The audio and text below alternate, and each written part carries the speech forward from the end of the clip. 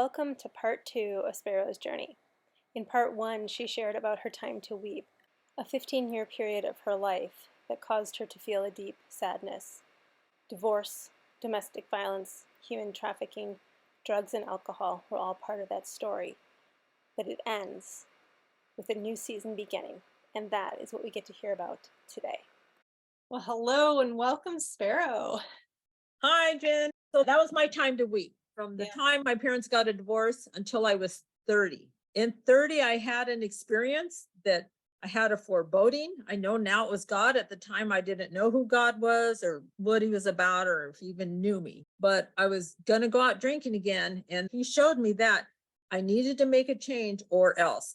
I ended up having this little argument in my head, almost like two little gremlins on a shoulder like this one saying, go to a 12-step meeting. I don't want to go by myself. You're going to the bar by yourself. And there was like this little argument. And I listened to the other voice and went to a 12-step meeting. And that was the beginning of who I am today. Wow. So during that time, I hear about a God of your understanding. And I grew up with the Catholic God. So he was scary to me, like my dad. He loves me, but boy, am I going to get it. I didn't really know what to think or what to do. And so I just did the 12 steps and the 12 steps. And you don't change your behaviors and attitudes overnight. And I had not really dealt with all the pain and all the trauma of those events. I'm sure it would be considered PTSD, post-traumatic stress disorder at this point. So I got clean and sober in 1986. And I'm going to say it was like about 3 years later, I had moved to Minnesota where I was connecting with my Native American roots and getting a lot of spiritual feeding that way. And that kind of healing, but still I didn't know who God was. So I was seeking, and about 3 years into sobriety, I got completely and severely depressed and I didn't know why. I didn't get it. I had a good job. My son was doing great in high school. We were divorced. I divorced when he was 2. And I had a nice little place that I had bought for us to live, and life was going good by all the outside appearances. Like, why was I so depressed? I couldn't stop crying. I took myself to get evaluated, and right away they wanted to put me on some drugs. Now that might work for some people, but I'm like, no. He's like, why not? I said, because the reason I'm like this is I self-medicated my entire life. I need to know what's going on. What's causing me to feel this way today? I have a good life. Why am I feeling this way? So he let me go home without the drugs, and he didn't put me on hold or anything like that. I didn't have any conscious thought of wanting to hurt myself. And it was going to be a weekend. So he goes, okay, you got to promise me if you feel worse and you think you might do something that you'll put yourself in the hospital. Well, it was a Saturday and I'm calling this older lady. Oh, Ione, what am I going to do? Oh, go shopping. That makes me feel better. I'm like, no, I'll feel worse because then I won't have money that I need, Right. So that wasn't going to work. So I thought about putting myself in the hospital, and I go, nope, because if I walk in there like this, they're going to shoot me up with drugs. I didn't want anything to do with that. Not me. Yeah. So I called my friend. Her name is Colleen, but in the Lakota language, Kola means friend. So I called her, and she's like a person like you that works with broken families and broken people. And she worked in the homes in helping the entire family deal with special needs kids or whatever it was. But anyway, she came over, and at the time I had a collection of rag dolls, and she took the one that looked most like me, and we sat down and pretended that was me. And I was then talking to her as what was I feeling at the time? What in my mind stayed with me was that 1, I was to blame. 2, nobody cared what happened to me. That's how I believed. Okay. Yeah. So because of that, through my adult life, earlier in life, I put up with abusive men because, oh, I shouldn't have said this. Oh, I shouldn't have drank. Oh, I shouldn't have done that. And even the police, victim blame and stuff like that. So once we were pinpointing what I was feeling like I didn't matter. And there was really nothing in my life happening, but for whatever reason, God said, hey, you need to deal with this now. I'd been clean and sober for 3 years. So I went to a 12-step meeting, and this is where the answer comes in. I go to the 12-step meeting, and here's my time to seek. I'm seeking healing. Can you see that well enough? Yeah. And I'm just going to describe it for those who might just be listening. This one has lots of like reds, yellows. It's very colorful, like peachy bright, like a sunrise kind of looking. It's got a picture of it looks like the Bible, maybe, and a gal praying. She's got a sparkly necklace. I'm assuming, is that a drawing of you? No, actually, that is a cutout that I then painted from a coloring page. Yeah, it was a Christian, like you can buy, I buy a lot of digitals from Etsy and use those as references. This was before I could draw. I can draw a lot better now. So I just cut it out and I painted her in. The colors, I'm glad you recognize that, because to me, I used kind of like autumn colors, because autumn to me represents a time of changing, a time of like, yeah, we're letting go of some things, but newer things are coming. And that's what this represents. So I'm seeking God at the time. Who is God? Does he love me? What does all that mean? Hmm. Right? So Yeah. that's what this one is. So I'm seeking God. After Cola left my house, I went to the 12-step meeting. And this is how a time for every season comes in, because it was just time for this particular thing to happen. Yeah. I would have been open to it before. I walk into the building of the 12-step meeting, and there's a big poster that you can't ignore right there in the front. And it said, 1-day spiritual retreat for women who have been physically, mentally, or sexually abused. That's no coincidence. No, it's no coincidence. And it was being put on by the women's group in the AA and by a local church. I'm like, okay, I'm going, so I'm not a timid person, but I went there and I was like scared to go in, but I walked in like slowly. I see this picture of me just walking in slowly, like I have to do this. I have to do this, right? So I go in and I couldn't tell you what they said. I couldn't tell you any of the scriptures they read, any of the stories I heard. The only thing I heard was that I wasn't to blame, that God did love us, that we could heal from this. And they had it set up so nicely, Jen. They would do a little bit of stuff in the chapel, some readings and some storytelling, and then they had a room set up with really nice, beautiful, gentle music and journaling, and so you had time to process everything you just heard and all this. And now this is the only time I cried, because it's such a joyful moment. That I was in the journaling room, and first I'll back up a little. When somebody rapes you, it's different than when somebody hits you. It's like they ripped my spirit right out of me. That's why I like to show the sad eyes. Yeah. There was nobody home in there. The spirit didn't live in me anymore. My joyful, useful, happy person wasn't there. The drugs made it look like I was, I think that's important for people to recognize, is you can feel so empty and broken, but not look it. Yeah, and that was me. That's that mask thing that I submitted to you before for a workshop. That's where that comes in. Yeah. I'm sitting there and I just had this spiritual experience.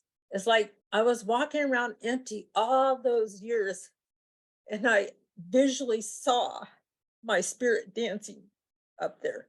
I even wrote a poem, which I don't know where it is right now, called Dancing in the Spirit. And I knew we were reconnecting. So that led me to going to therapy for a year and a half. First year was one-on-one. Then the next 6 months were group therapy. And throughout that time, that year and a half, I was working at a church, still seeking God. It took a long time for me to get where I'm at with God right now, to really think that he loved me and stuff. When I show you the videos later, you'll see a true story about early in my sobriety where I turned to God even though I didn't know who he was. That was the beginning of that. And so when I tell my story now, because the way you see me now is how I am and how I feel, like 99.999% of the time. I wake up happy, I go to bed happy, I count my blessings all the time. I've been through some hard things, during that time with lost loved ones and things like that. But I just continued to grow and grow and grow closer to God and closer to other women and people, and trusting. And I just love, I'm a servant at heart. I learned that through my family and then through the 12-step program. If you get out of yourself and help others, you can't help but be good, with yourself. So you get to the part of a time to dance. So dancing is in the blood of my family. I mean, I'm Latina, right? Plus I'm a powwow dancer too, a Native American powwow dancer.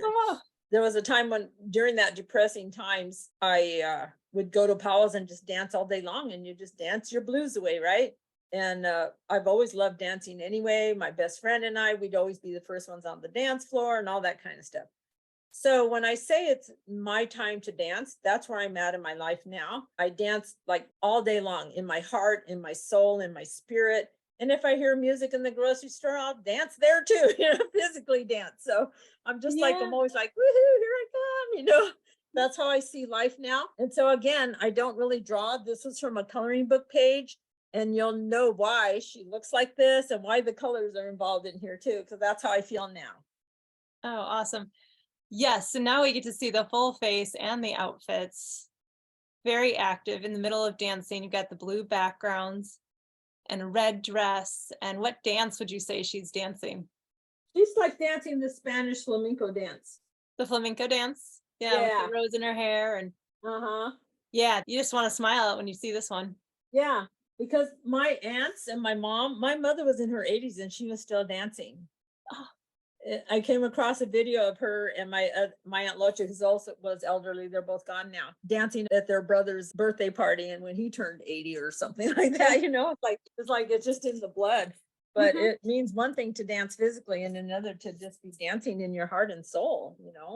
Sure does. My license plate frame has "Child of God" on the top, and Philippians 4:13, because that's my thing. I can do all things through Christ, because he can get you through anything. Right now I'm walking a very blessed life, but something could change any second, overnight, whatever.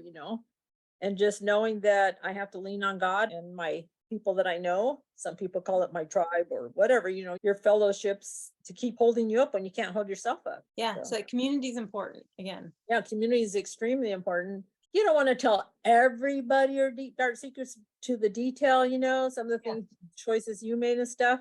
But it's important to have somebody you can share and vent with and just tell your story without being ashamed about it, Yeah. Like some things I made choices not knowing what I was doing, and other people made choices for me.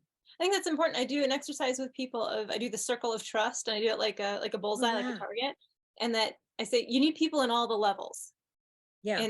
But they don't all get the same information. So those ones really close to that bullseye, they're the ones you can trust with every detail, dark, happy, everything. They've always got your back no matter what.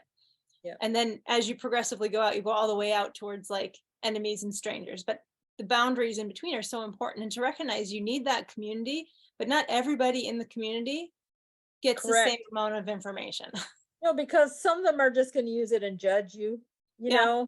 Yeah. Well, I wouldn't have done that. You know what? You don't know till you're there. You don't know. I became a big advocate for battered women. I worked at the shelter and I was a legal advocate in the court system for them. Yeah. And I also became a court-appointed special advocate for kids in foster care. And, the younger you are when these things happen, the harder it is to get unstuck. Like there's a young woman, I started being her advocate when she was 11 or 12, and she's still stuck because she started getting abused by her mom's boyfriend when she was about 5. So she hasn't grown. She hasn't been able to let go. And she's a really good mom. She's got beautiful little girls and all that, but she's messed up. She hasn't gotten that healing, that full healing. Yeah. Inside, she's still a hurt little 5-year-old. Yeah. Because she hasn't, like you mentioned, there is a difference between verbal abuse, physical abuse, emotional and sexual abuse. And that sexual, it does, it just rips something different out of kids. Completely different. Of every age, but it's a different process to get that back. And I love that visual that you had of it coming back. Yeah, you can get back. You can get back. Youthful spirit back. I'm going to be 68 in April, but I'm only physically 68. I feel like, forget your October. I'm not getting old till I'm 90. Oh, that's interesting, because one of the questions I wanted to ask you, and you brought up the Time to Dance image, was if you created an image for when you were a kid, like before A Time to Weep, what do you think that might be? Oh gosh, you know what? I picture just playing all the time, whether it be swings or swimming. We lived in California where it's sunny all the time. So as soon as my feet hit the floor, if I wasn't at school, I was outside. We used to ride our bikes for miles and miles and miles, and you don't think of it as exercise. You're just going to get your friends from their house and keep riding all day. So just something playful and fun. Playful and sounds like sunny and free. Yeah, running through the sprinklers, whatever. My family was crazy. We laughed so hard at ourselves, the things that we did. Like we lived in a 2-story house, and we decided to hang my sister out the window to see if she could reach the flower bed from the bedroom window. We did crazy stuff. I think about how protective, oh, you got to wear a helmet for bike riding. We did so much stuff. God was watching out for us. And you've all survived. Yeah, we all survived with our scraped up knees and stuff. Yeah. And my sister Pat is 3 years older than me. And she was always a jealous person. She still kind of is, but we get along. But when we were younger, we used to get in fist fights. We were rowdier than the boys with each other. We were just wild and crazy, but innocent at the same time. Yeah. So when you're all that innocence gets shattered in whatever way, like I said, the first one was my parents' divorce and all that I saw there, and then the kidnapping and all that. And so you just kind of moved through the motions, but thankfully God had his hand on me, and it took me a long time to finally turn around and say yes to him. And the whole time he was still working on getting me to where I'm at. He was there the whole time. He was there the whole time, or I would have been dead, or I would have had a pregnancy, or I would have, coulda, shoulda, woulda, and all those drugs. As tiny as I was and the amount of drinking and stuff I did, I could have been dead. You hear about it all the time, alcohol poisoning or drug overdose. Yeah. He kept me alive, He let me suffer some consequences for my behavior, but he didn't let me die that way. No. That's a big conversation topic. If God's with you, why didn't he stop the bad? That's what kept me away from him for a long time.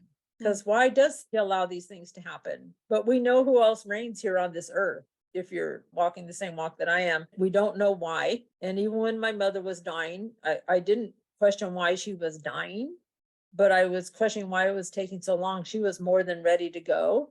And I got angry with God. And the verse came to me, lean not on your own understanding.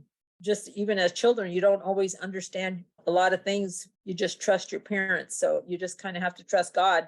And I know something horrible could happen, but I also know that he'll be with me to try and get me through it too. Yeah. And it's hard when you're going through those dark times, those times of weeping and mourning, to remember that. But as you look back, can you see it differently? Can you see his hand or his presence with you differently when you look back on those times? Oh yeah, I definitely can. I'll give you an example. As wild and crazy as I was, every once in a while, he just put me a stop. Like a bunch of the kids were going to San Francisco for a free Rolling Stones concert. And for whatever reason, I said, I hope my mom says no. I hope my mom says no. And not that I always listened to her, but that time I did. And there was a bunch of trouble at that concert. Some of them went to jail and things like that. And definitely when I think about the frame of mind and intoxication, I was at going to the beach and swimming around out in the ocean. I mean, come on, he had to have been saving me. So many times where it shouldn't have turned out with you surviving. Yeah, a lot of things. And yeah, that horrible thing happened to me when I was kidnapped, but you know what? I didn't get killed. I didn't get pregnant. And it was those however many days they had me. But there's people that have been living with that kind of stuff in their life all their lives, or the women and children and men that at least you see it all over the news, coaches that abuse their football players and basketball players, gymnasts, all those doctors, people you're supposed to trust.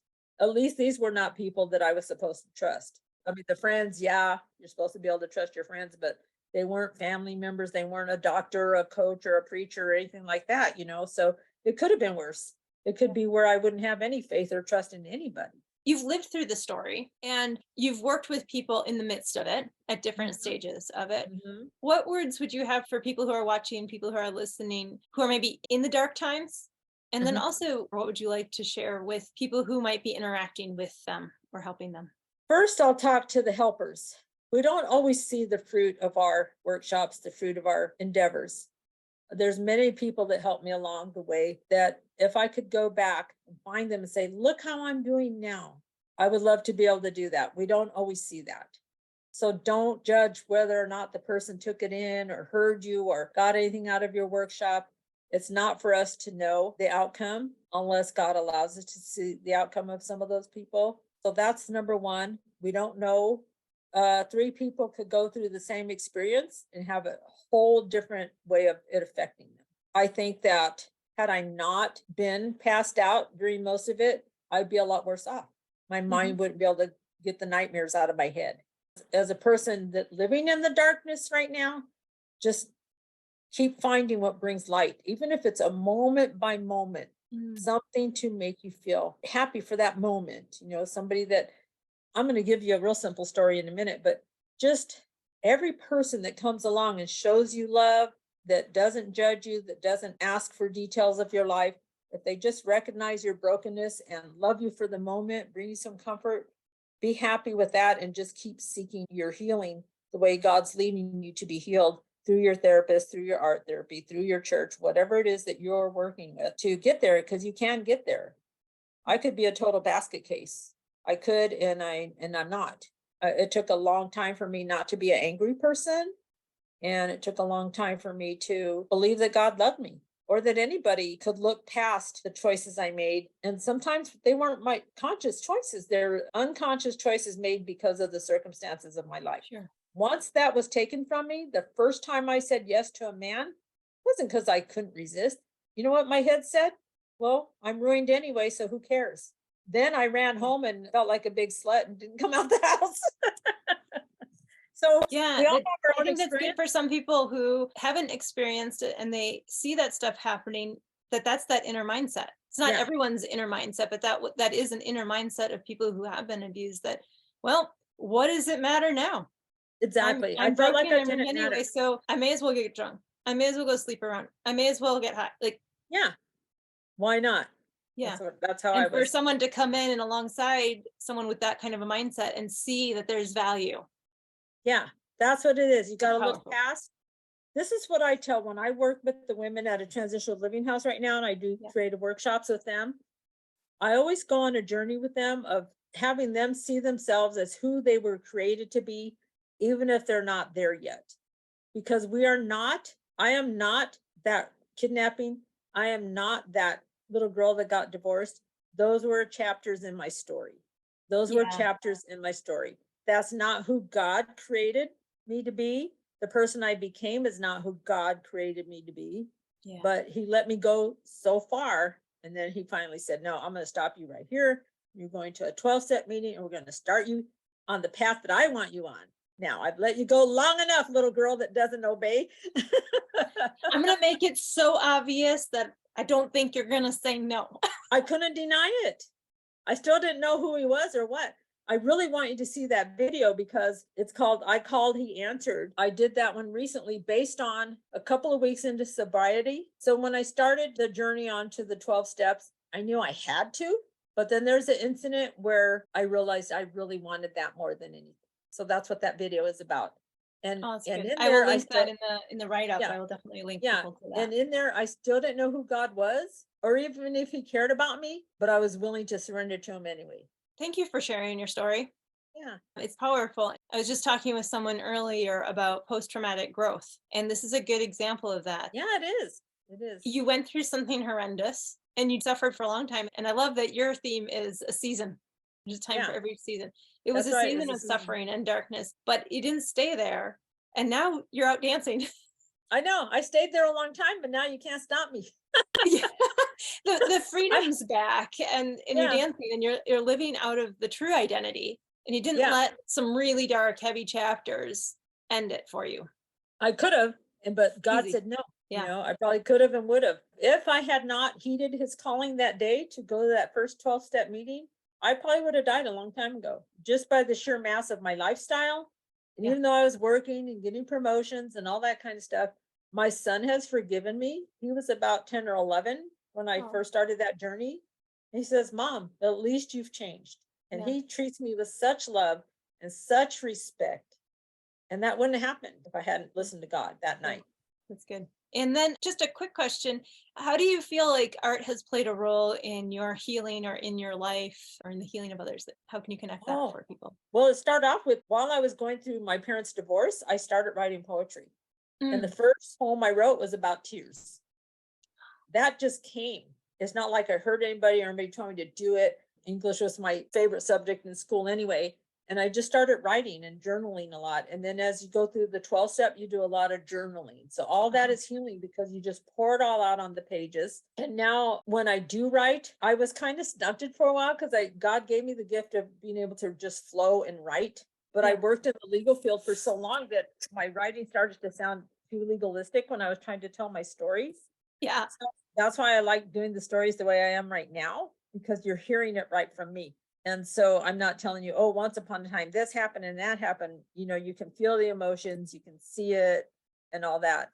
And so he gave me that gift. So storytelling verbally And then now I'm being able to put things pen and paper. I'm working on a piece right now about, everybody looks at the world and all the chaos and all the craziness that's going on. So easy to get lost in that. And so I'm working on a mixed medium piece of hope, showing the brokenness, but showing God's angels surrounding you too.